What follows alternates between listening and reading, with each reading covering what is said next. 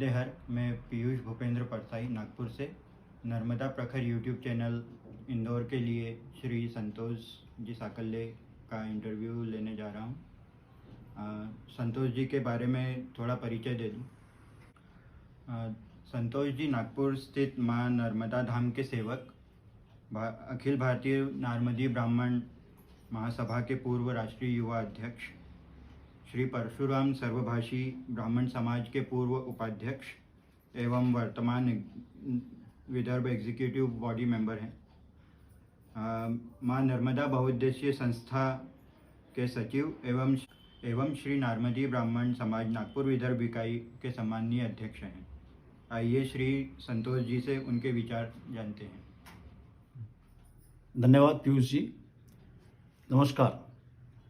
नर्मदे हर हर। सर्वप्रथम समस्त स्वजनों को नवरात्र पर्व की हार्दिक बधाई, बहुत बहुत शुभकामनाएं।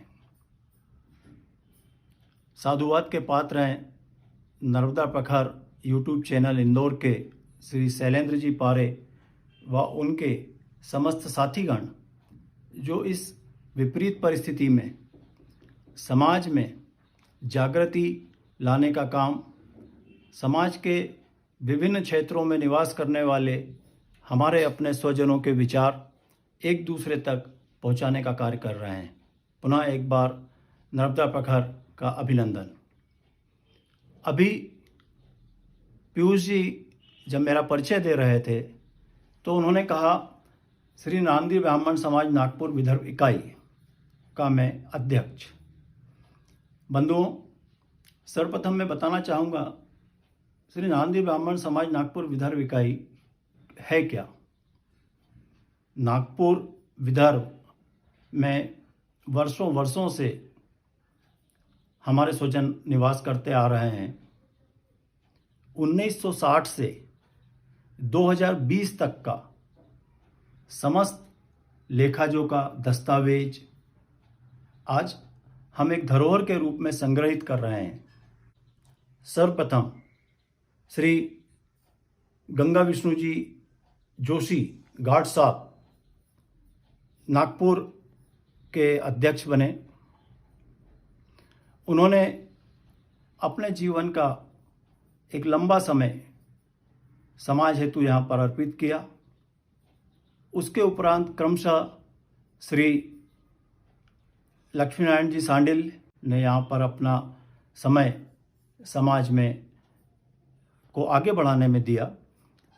उसी कड़ी में श्री केशव गंगा विष्णु जी जोशी, जो वर्तमान में इकाई के सम्माननीय वरिष्ठ संरक्षक हैं, ने नागपुर विदर्भ इकाई के अध्यक्ष का पद को सुशोभित किया और इन्हीं के कार्यकाल में महासभा से मान्यता भी इस इकाई को मिली, जो कि पूर्व में महाराष्ट्र के साथ जुड़ के काम करते थे। पृथक विदर्भ इकाई की मान्यता आदरणीय महासभा अध्यक्ष, पूर्व महासभा अध्यक्ष श्री पीसी शर्मा जी के समय आदरणीय केशव जी जोशी के नागपुर अध्यक्ष के कार्यकाल में मान्यता यहाँ पर प्राप्त हुई।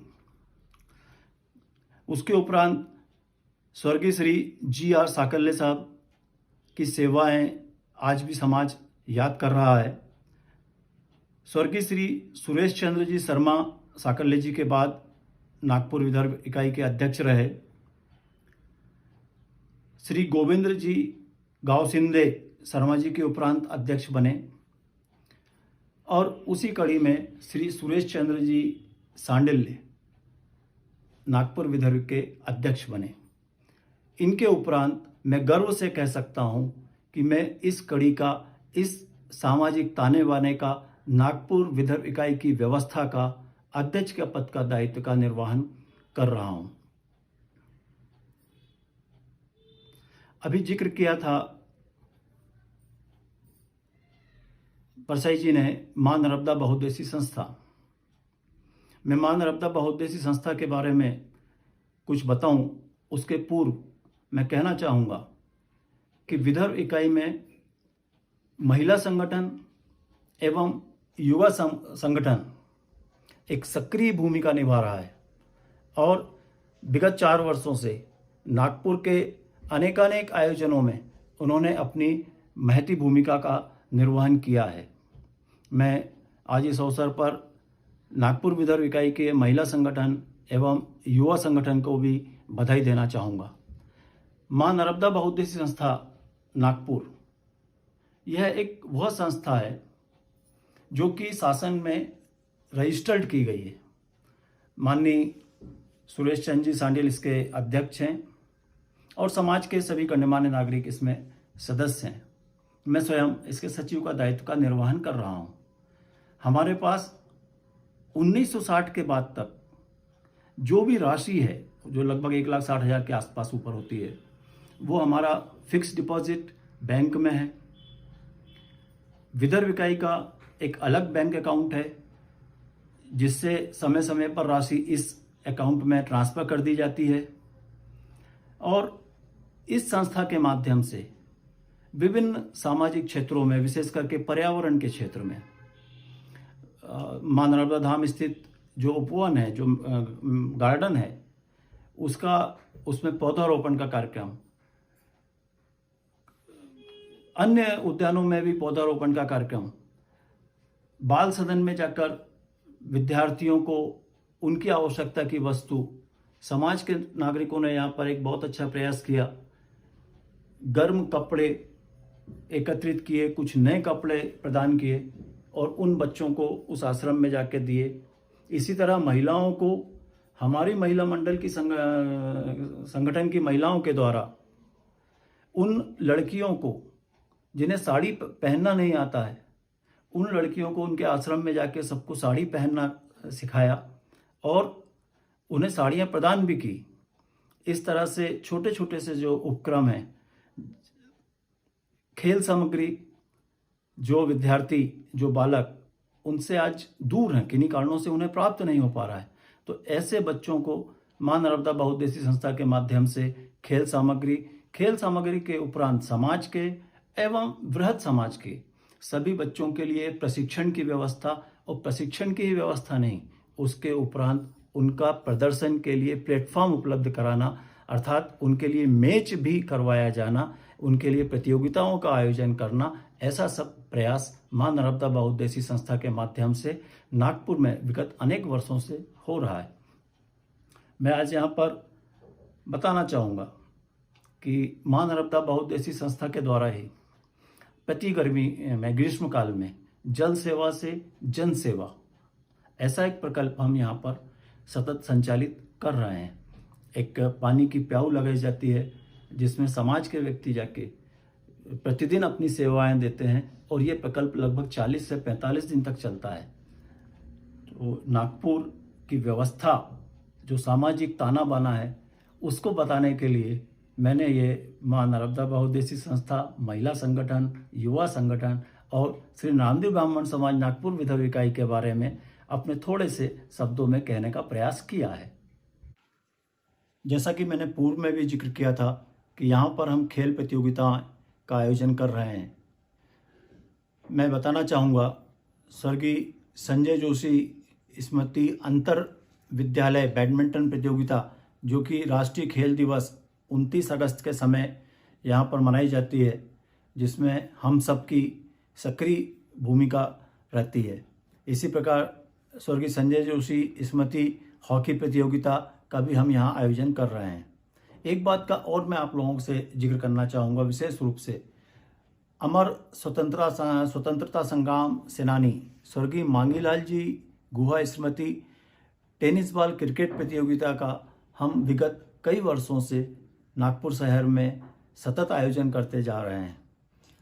एक जो आपदा प्रबंधन, आपातकालीन आर्थिक मदद की जो बात समाज में आती है, सामान्यतः हमारे छोटे से आग्रह पर इन पिछले 4 वर्षों में हमने देखा कि समाज के गणमान्य नागरिक तुरंत ही अपनी क्षमता के अनुसार कुछ राशि प्रदान कर देते हैं और हम उस राशि को एकत्रित कर संबंधित व्यक्ति तक पहुंचाने का कार्य कर रहे हैं।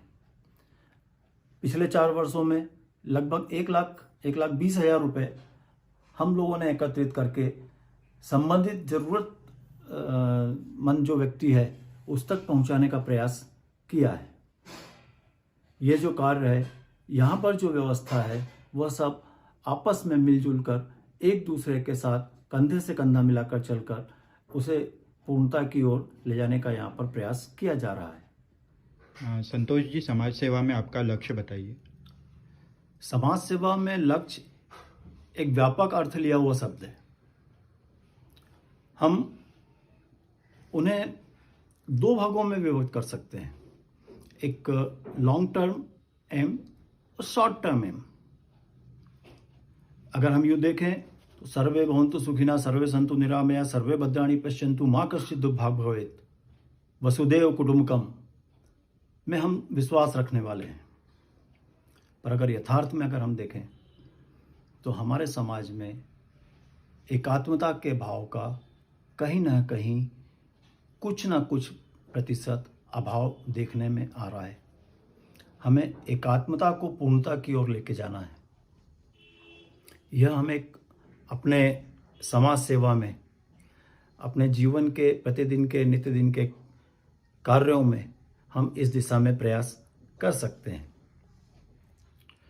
अगर हम नागपुर के दृष्टिकोण से लक्ष्य को सोचते हैं तो हमारे सामने इस समय जो सबसे बड़ा जो एक लक्ष्य है जिसे हम प्राप्त करना चाहते हैं, वह है श्री नामदेव ब्राह्मण समाज नागपुर का स्वयं का भूमि, स्वयं का भवन, उसका निर्माण करना हमारी पहली प्राथमिकता है, जिसको हम आने वाले समय में निश्चित रूप से क्रियान्वित करेंगे। इस हेतु एक मीटिंग माननीय अपर कलेक्टर महोदय के साथ हम लोगों ने एक डेलीगेशन ले जाके की है। माननीय हमारे संरक्षकगण श्री अशोक जी पारा सर, माननीय संरक्षक श्री प्रकाश नारायण जी काशियू, भाई प्रवीण जी सकरगाय, आदरणीय राजेंद्र जी साकल्ले, आदरणीय गजानन जी जोशी, आदरणीय अनिल जी जोशी, भाई पीयूष जी परसाई, हमारे संजय जी बिल्लोरे हैं, सुनील दत्त जी गुहा हैं, भाई कार्तिक गार्गो है, हमारे सब लोग एक दिन एकत्रित होके एक बहुत अच्छी बैठक हमारी शासन के साथ हो चुकी है। मैं यहाँ यह भी कहना चाहूँगा कि हम पूर्णतः शासन पर आश्रित नहीं हैं। अगर शासन से अगर सुगमता से हमें ज़मीन नहीं भी मिली तो भी नागपुर में हम एक ज़मीन लेंगे और उस पर एक भवन का निर्माण करेंगे, जो यहाँ के लोगों के लिए उपयोगी तो रहेगा ही, और जो बाहर से जो लोग विद्यार्थी आते हैं, कुछ लोग अपने कामों से आते हैं, किसी दूसरे प्रयोजन से नागपुर आते हैं, उनके लिए भी उस जगह पर रहने की व्यवस्था लगभग कम से कम राशि में उपलब्ध की जाए, ऐसा एक प्रयास हम करेंगे। और सबकी प्रगति, समाज की प्रगति में ही हमारी प्रगति है। निस्वार्थ समाज सेवा ही किसी व्यक्ति को या संस्था को अपने लक्ष्य तक पहुंचा सकती है। बस मैं इतना ही कहना चाहूँगा आपके इस प्रश्न के उत्तर में। जब आप समाज सेवा से जुड़े तब क्या योजनाएं लेकर समाज सेवा से जुड़े थे? सामाजिक गतिविधियों में बहुत कम उम्र में नांदी धर्मशाला हरदा की बैठकों में जाना हुआ। बहुत ही कम उम्र में ही ओमकारेश्वर में महासभा की जो कार्यकारिणी की बैठक हुई, जो एक दरी पे बैठक थी और समाज के प्रबुद्ध जन एक साथ वहाँ बैठ के विचार विमर्श किए, सारा दिन चर्चाएं हुई। ऐसा एक कम उम्र में मुझे सौभाग्य मिला है कि मैंने बैठकों में, समाज के कार्यों में समय समय पर जाना और एक अपनत्व का भाव उत्पन्न होना, एक दूसरे के प्रति लगाव जुड़ना, ये सब जो प्रारंभ हुआ, ये एक बहुत कम उम्र में प्रारंभ हुआ और वह चलता रहा सतत। युवा संगठन में महती भूमिका सामाजिक बंधुओं द्वारा दी गई, इकाइयों में कुछ कुछ दायित्व दिए गए। इस तरह से समाज में कार्य सतत करते रहे। समाज की पत्रिकाओं में अपने क्षेत्र में होने वाली गतिविधियों की जानकारी देने का प्रयास शुरू से ही करते रहा हूँ। एक कोई बहुत बड़ा प्री प्लान करके मैं समाज सेवा के क्षेत्र में नहीं आया हूँ। हमारे लोग हैं, अपने लोग हैं, इनके लिए हम कुछ अच्छा कर सकते हैं तो करने का प्रयास करना चाहिए। उसे हम अपने जीवन में एक सेवा के रूप में ग्रहण करें, यह एक ध्येय है। आपने पूछा क्या योजनाएं, तो आज हम कह सकते हैं कि हम जो आज योजनाएं बना रहे हैं उनका क्रियान्वयन कैसा हो।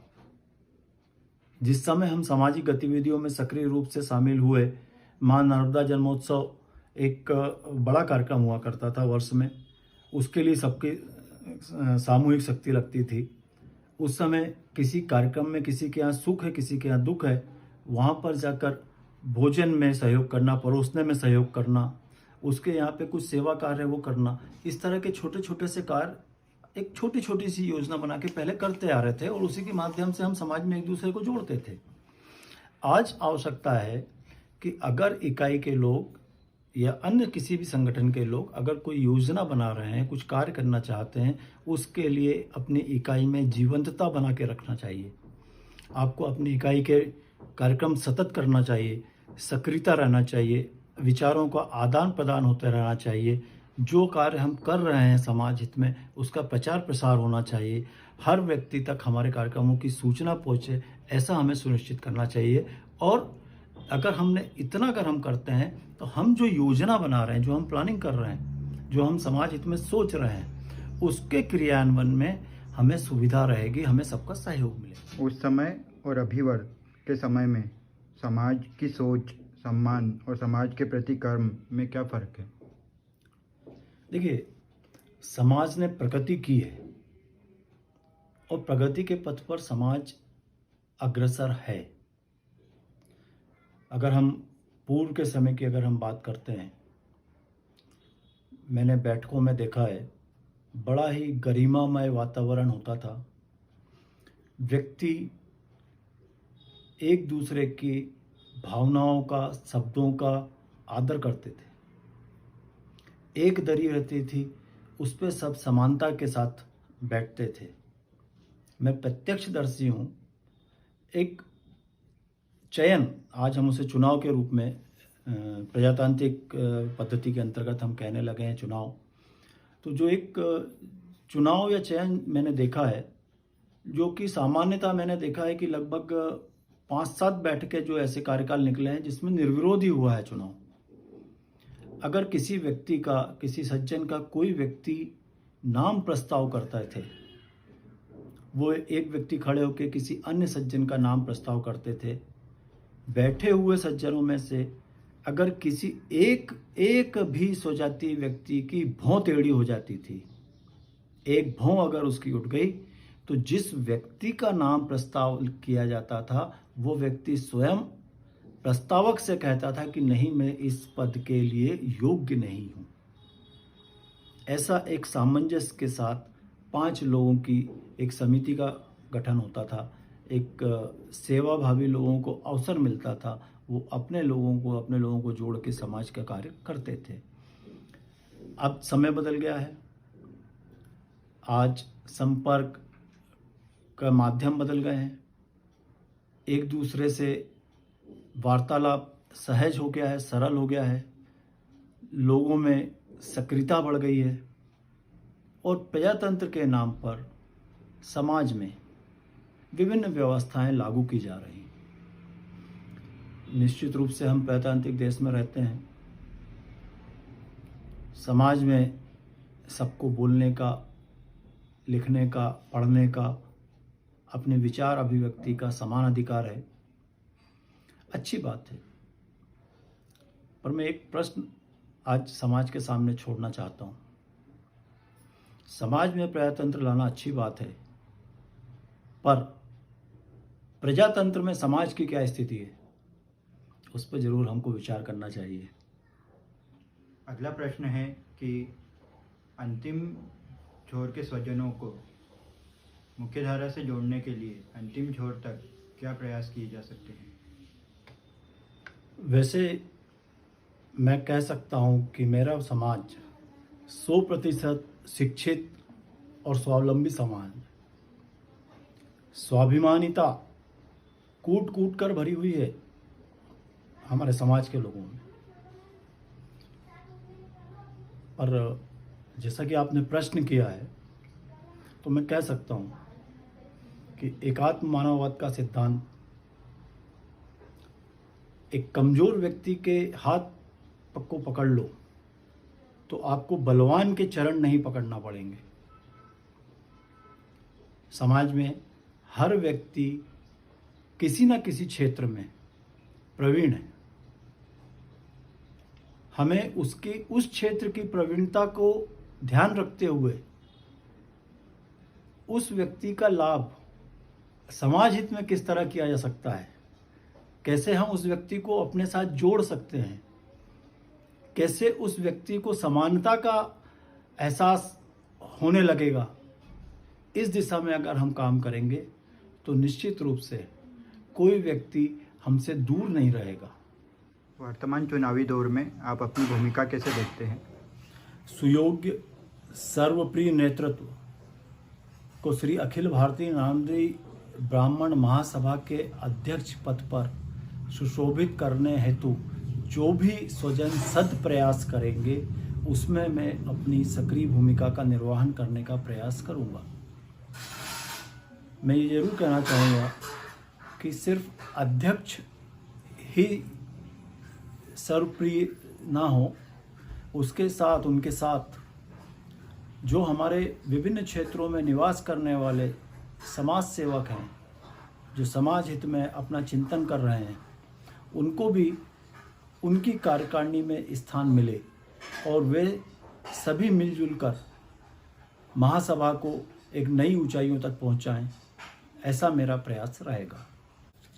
महासभा अध्यक्ष के चुनाव को हमें इस रूप में भी देखना चाहिए कि जो इसमें निरर्थक व्यय होता है, चुनाव लड़ने वाला व्यक्ति जो खर्च करता है, अगर वो निरर्थक रूप से व्यय करेगा तो या तो वो उस पद के योग्य नहीं है इसलिए व्यय कर रहा है, और अगर व्यय कर रहा है तो कल को उस राशि को वापस पाने की भी वो अपेक्षा रखेगा। इस तरह से वो व्यक्ति उस पद के साथ न्याय नहीं कर पाएगा। तो मेरा ऐसा आग्रह है कि चुनाव प्रक्रिया में जो हमारे प्रत्याशी बंधु हैं वह निरर्थक रूप से व्यय समाज में ना करें, तो यह चुनाव ज़्यादा उपयोगी सिद्ध होगा। चुनाव अधिकारी बनाए जाते हैं, वे भी चुनाव की ही भावना के साथ काम ना करते हुए चुनाव प्रजातांत्रिक तरीके से हम कैसे सामंजस्य के साथ निर्विरोध अध्यक्ष बनाएं, निर्विरोध हमारी कार्यकारिणी बने, इस हेतु क्या हमारे पूर्व संरक्षकगण, क्या पूर्व महासभा अध्यक्ष, क्या पूर्व महिला अध्यक्ष, क्या पूर्व युवा अध्यक्ष कुछ अपना सहयोग दे सकते हैं? क्या हमारे समाज के जो बड़े लोग हैं, जो उम्र में आज वरिष्ठ हैं, जो जिनकी बात समाज ध्यान से सुनता है, ऐसे लोगों का क्या हम एक तदर्थ समिति बना सकते हैं? क्या हम सब वरिष्ठ जन लोग मिलकर, हमारे जो वरिष्ठ लोग हैं वो मिलकर एक निर्विरोध प्रजातांत्रिक तरीके से निर्विरोध अध्यक्ष बना के एक नई मिसाल हम पेश नहीं कर सकते? मेरा ऐसा आग्रह है कि सर्वमान्य सर्वप्रिय व्यक्ति अगर समाज में निर्विरोध बनता है तो आने वाले समय में जो आपसी वैमनस्यता है वह कम होती है और समाज ज़्यादा अच्छे ढंग से प्रगति करता है। आपके नज़रिए से महासभा अध्यक्ष कैसा होना चाहिए? महासभा का जो अध्यक्ष का दायित्व है वह एक गरिमामय दायित्व होता है और वो पूरे एक समाज का प्रतिनिधित्व करता है। वह व्यक्ति सर्वप्रथम वो व्यक्ति स्वविवेकी होना चाहिए, गरिमामयी नेतृत्व क्षमता का धनी होना आवश्यक है, निस्वार्थ समाज सेवा को वह कटिबद्ध हो, सक्षम होना उस व्यक्ति के लिए आवश्यक है, श्रमदृष्टि होना चाहिए, अपने रिश्तेदार अपने संपर्क को छोड़कर जो सच का साथ दे सके, जो समाज हित की बात कर सके, समाज को एक दृष्टि से देख सके, ऐसा व्यक्ति होना चाहिए। कुशल समायोजक होना चाहिए उसे। टीम वर्क में उसका विश्वास होना चाहिए। कुशल वक्ता होने के साथ साथ एकता भाव लाने वाला स्वजन, जो रचनात्मक आलोचनाओं को भी सृजनात्मक तरीके से सोच ले, ऐसा एक व्यक्ति, ऐसा एक लीडर हमें चाहिए। हमारी महासभा का अध्यक्ष होना चाहिए, जो महासभा का नेतृत्व करे, जो समाज का नेतृत्व करे, पर बोस नहीं होना चाहिए। ऐसा एक व्यक्ति हमारे समाज का महासभा का अध्यक्ष होना चाहिए, ऐसा मेरा सोच है। महासभा पर प्रकाश डालिए। सन 1920 और आज वर्तमान में सन 2020, 100 वर्ष पूर्ण होने पर महासभा के सभी दायित्ववान, जितने भी लोग समर्पित कार्यकर्ता हैं, जितने भी हमारे स्वजन हैं, संपूर्ण नामदेव ब्राह्मण समाज को हार्दिक बधाई, शुभकामनाएं, अभिनंदन। विभिन्न विभूतियों ने, विद्वान जनों ने महासभा के अध्यक्ष पद को एवं कार्यकारिणी को अभी तक सुशोभित किया है। महासभा का कार्य समय अनुसार उसका स्वरूप बदलता रहा है, पर सबका एक प्रयास निश्चित रूप से रहा है, समाज हित सर्वोपरि। और अभिनंदन के पात्र हैं, साधुवाद के पात्र हैं अभी तक के हमारे विद्वजन, जिन्होंने समाज हित में अपना योगदान दिया। 100 वर्ष पूर्ण हो चुके हैं। मेरा थोड़ा सा एक मत इस घटनाक्रम में अलग है। कोई सा भी संगठन 3 का कबूतर का 3 का से चलता है। पहला, कार्यकर्ता। दूसरा, कोष। समाज के जो स्वजन हैं, युवा हैं, अनुभवी हैं, वो हमारे कार्यकर्ता हो सकते हैं। हम समाज से या अन्य स्रोत से हम अपना कोष एकत्रित कर सकते हैं। और तीसरा है कार्यालय। अगर हम यूँ देखें, विभिन्न स्थानों पर समाज की धर्मशालाएं, भवन, ट्रस्ट के माध्यम से अच्छे अच्छे मंगल कार्यालय बन चुके हैं, बन रहे हैं। अच्छी बात है, बहुत अच्छी बात है। मेरा ऐसा अपना मानना है कि जब तक महासभा का खुद का कार्यालय नहीं होगा, महासभा का जब तक स्वयं का भवन नहीं होगा, जब तक महासभा का खुद का अपना कोष नहीं होगा, जब तक महासभा को समर्पित कार्यकर्ता नहीं होंगे, तो जो हम अपेक्षा कर रहे हैं आज महासभा से समाज हित के लिए, उसमें कहीं ना कहीं अवरोध उत्पन्न होगा। महासभा के 100 वर्ष हो गए हैं। अब हमें इस दिशा में, विशेष करके महासभा के कार्यालय की दिशा में, एक केंद्रीय कार्यालय बनाने की दिशा में, महासभा में जो लोग आज सक्रिय हैं, जो लोग उसमें अपना समय देते हैं, उन्हें इस दिशा में सोचना आवश्यक है। और उस कार्य के लिए मेरे जैसे अनेकानेक छोटे नामदेव ब्राह्मण समाज के अलग अलग जगह पर रहने वाले लोग आपको निश्चित रूप से हर तरह से सहयोग करेंगे। एक आम स्वजन का समाज के प्रति क्या कर्तव्य होना चाहिए? मनुष्य मात्र एक सामाजिक प्राणी है। कोई भी व्यक्ति किसी भी स्थान के लिए, कितने भी समय के लिए अगर रहने आता है, किसी अन्य कार्य से आता है, तो उसे हमारे समाज के लोगों का यह नैतिक दायित्व हो जाता है कि उस व्यक्ति को हम अपनत्व का एहसास उस स्थान पर कराएं। यह कोई कठिन कार्य नहीं है, सामान्य हमारे समाज के जो स्वजन है वो कर सकते हैं। सुख और दुख जीवन के 2 अभिन्न अंग हैं। अगर हम किसी व्यक्ति के, सामाजिक व्यक्ति के सुख की अगर परिकल्पना करते हैं, तो विवाह प्रसंग एक ऐसा आता है जो हर व्यक्ति के जीवन में एक सुख की घड़ी लेके आता है। उस व्यक्ति की अपनी क्षमताएं होती हैं, उस तरह से वो अपनी सब व्यवस्थाएं करता है। पर इस पूरी सुख की घड़ी में एक समय ऐसा आता है, वो है गोत्र उच्चारण का। विवाह में गोत्र उच्चारण का हमारे यहाँ सबसे ज़्यादा महत्व है। उस विवाह को, उस लग्न को सामाजिक मान्यता प्रदान की जाती है गोत्र उच्चारण के माध्यम से। तो गोत्र उच्चारण के समय एक आदमी उस शादी में शामिल हो सकता है। उसके लिए ना उसे भोजन की अपेक्षा है, ना उसे उस समय कुछ देने की अपेक्षा रहती है, उससे कुछ प्राप्त करने के लिए भी कोई अपेक्षा नहीं करता। इसी तरह दुख, अगर हम देखें तो किसी भी परिवार में अगर कोई, भगवान ना चाहे, अगर मृत्यु होती है, वो एक दुख की घड़ी में व्यक्ति रहता है। लोग उनकी अंत्येष्टि में पहुंचने का प्रयास करते हैं, पर 13वीं के समय, जो हमारी आजकल 12वां और 13वां भी एक साथ करने लगे हैं, उस समय जो पगड़ी रस्म होती है, पगड़ी रस्म में उस व्यक्ति को समाज पुनः अपने साथ, जो सूतक प्रत्यय है उससे बाहर निकाल के अपने साथ संविलियन करने का, हम लोगों के साथ, शेष समाज के साथ जुड़ने का वह एक रस्म है। सुख में हम गोत्र उच्चार के समय आम आदमी जाके खड़ा हो सकता है। दुख में पगड़ी रस्म में जाके अगर हम 10 मिनट के लिए खड़े हो सकते हैं, तो मुझे ऐसा लगता है कि पूरे समाज में हम एक दूसरे को जोड़ने का जो हम ताना बाना, जो कल्पना करते हैं, वह एक उचित माध्यम हो सकता है।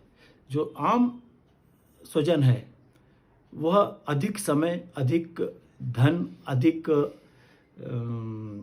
क्षमता का उपयोग शायद नहीं कर पा रहा है, पर कुछ समय अगर वो समाज हित में इस तरह के सुख और दुख में, और भी अलग अलग स्वरूप हो सकते हैं, उसमें अगर व्यक्ति एक दूसरे से मिलता है, संपर्क करता है, तो हमारा समाज और सुदृढ़ होता है और सभी लोगों की समाज की सुदृढ़ता में सहभागिता होती है। वर्तमान समय में युवक युवतियाँ समाज से दूर होते जा रहे हैं। इन्हें समाज की मुख्य धारा में वापस लाने के लिए क्या किया जा सकता है? वस्तुतः कटु यथार्थ का सामना करना पड़ेगा। आत्मावलोकन का समय है समाज के वरिष्ठ जनों के लिए। हमें परिजनों को, समाजजनों को, आने वाली पीढ़ी को संस्कृति से जोड़ना होगा, उन्हें सुशिक्षित करना होगा हमारे संस्कारों से। देखिए, कोई भी युवा वर्ग समाज की रीढ़ होता है। हमें उनके ऊपर विश्वास जताना होगा। समाज का युवा क्षमतावान है, प्रतिभावान है, ऊर्जावान है। उनकी व्यक्तिगत उपलब्धियों का प्रचार प्रसार हमें समाज में करना होगा। उन्हें उच्च स्थान पर पहुंचाने के लिए समाज के लोगों को स्टाइपेंड, स्कॉलरशिप, इस तरह की छोटी छोटी योजनाओं से उन्हें सहयोग करना होगा। हमारा जो युवा है उसको राष्ट्रीय स्तर पर हमें एक सूत्र में जोड़ना होगा। हम कुछ बौद्धिक कार्यक्रम इस तरह से चला सकते हैं, हम कुछ मार्गदर्शन वाले कार्यक्रम इस ढंग से चला सकते हैं, हम कुछ खेलकूद की गतिविधियां इस ढंग से चला सकते हैं, हम कोई शैक्षणिक गतिविधियां इस ढंग से चला सकते हैं जो पूरे राष्ट्रीय स्तर पर एक समय में एक साथ हो। हमें हमारे समाज का युवा जो है उसे प्लेटफॉर्म देना होगा अपने आप को सिद्ध करने के लिए, और उस समय में शेष समाज का ये नैतिक दायित्व बनता है कि वह उस संगठन को, उस ग्रुप को, उन युवाओं को अपना समर्थन, अपना सहयोग सतत देता रहे और एक दूसरे से हम किस तरह से समाज के युवक युवती जुड़ सकते हैं। आज सोशल नेटवर्किंग के कारण मिलना, संपर्क करना, एक दूसरे को जानना पहचानना बहुत सहज सरल हो गया है। हमें इस सोशल नेटवर्क का सकारात्मक रूप में कैसे लाभ लें, इस दिशा में आगामी जो हमारा युवा संगठन का गठन होने वाला है उसे सोचना चाहिए, और भारत के अपितु विश्व में भी हमारे जो युवा बाहर चले गए हैं उनको भी हम कैसे अपने साथ जोड़ सकें, इस दिशा में प्रयास करना चाहिए। क्या आप समाज को अपनी ओर से कुछ कहना चाहते हैं? अत्यंत ही बुद्धिजीवी पढ़ा लिखा हमारा समाज है। मैं अपने अल्प ज्ञान से अल्प समय में अल्प बात ही कहना चाहूँगा। सामान्य जो स्वजन है उनसे सिर्फ अपेक्षा यह रहती है कि अच्छे कार्य को वे सराहें, उसमें अपना आशीर्वाद दें। कहीं अगर कुछ गलतियां हैं तो उसका रचनात्मक आलोचना भी करें। पर मैं एक बात जरूर कहना चाहूँगा कि परिष्कृत मानसिकता के साथ अगर आप समाज सेवा के क्षेत्र में कार्य करते हैं तो उसका प्रतिफल उत्तम मिलता है। घर में बैठ के अपने मन से समाज को संचालित कर लेना या करने का प्रयास करना, कहा जाता है कि ऊँट की चोरी न्यूड़े न्यूड़े नहीं होती है। तो सामाजिक कार्य अगर हमें कुछ करना है, सामाजिक निर्णय अगर हमें कुछ लेना है, तो हमें उस हेतु समाज के साथ बैठकर समाज के मध्य में उन निर्णयों को क्रियान्वित करवाने का प्रयास करना चाहिए। समाज को अपने घर की दुकान की तरह नहीं चलाना चाहिए कि शटर उठा दिया जब मन हुआ शटर गिरा दिया। इस तरह से समाज की गतिविधियां संचालित नहीं हो पाती हैं। व्यक्ति को अपना अहम मैं त्याग कर समाज के मध्य में अपने सक्रियता के साथ अपनी उपस्थिति दर्ज कराना चाहिए। किसी भी इकाई की पहचान, किसी भी संगठन की पहचान उसके द्वारा किए जा रहे कार्यों से होती है। उसकी मान्यता ही तब है जब वह उस समाज के मध्य में अपना कार्य सुचारू रूप से करे। इसी तरह देखने में ऐसा आया है, आजकल परिक्रमावासियों से मेरा तात्पर्य दूसरा जो हमारे परिक्रमावासी है उससे ना लगाया जाए। आजकल जो परिक्रमावासी जो होते हैं, जो परिक्रमा करते हैं, जो चाटुकार लोग होते हैं, वो पुरुषार्थियों को पीछे छोड़ते हैं, वो पराक्रमियों को पीछे छोड़ते हैं। मेरा ऐसा आग्रह है कि जो परिक्रमा कर रहे हैं आपकी, उनको आप जरूर देखें, पर जो पराक्रम कर रहे हैं, जो पुरुषार्थ के साथ अपनी समाज सेवा में अपना समय तन मन धन अर्पण कर रहे हैं, ऐसे जो लोग आपके आसपास हैं, हर इकाइयों में, हर क्षेत्र में लोग हैं, उनको जरूर अपना आशीर्वाद दें। शेष आप लोग सभी आने वाले समय में समाज को एक नई प्रगति के पथ पर ले जाएंगे, ऐसा मेरा मानना है। पुनः एक बार पीयूष जी, शैलेंद्र जी, आपको धन्यवाद। आपने मुझे इस योग्य समझा कि मैं अपने विचार आपके समक्ष कुछ रख सकूं। मैंने प्रयास किया है। हो सकता है कुछ बातें नहीं कह पाया हूं। भविष्य में अगर कुछ ऐसा अवसर आया तो निश्चित रूप से पुनः एक बार हम लोगों की भेंट हो। इसी सदिच्छा के साथ नर्मदे हर हर हर। धन्यवाद संतोष जी। धन्यवाद जी।